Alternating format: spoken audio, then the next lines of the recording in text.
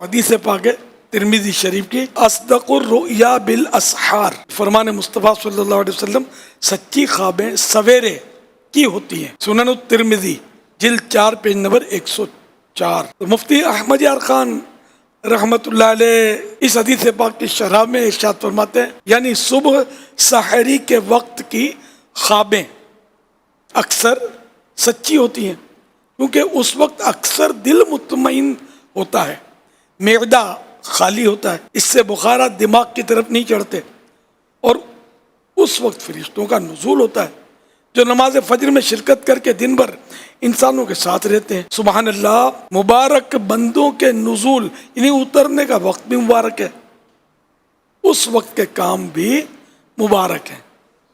تو وہ سحری کا وقت، صبح صادق سے پہلے کا وقت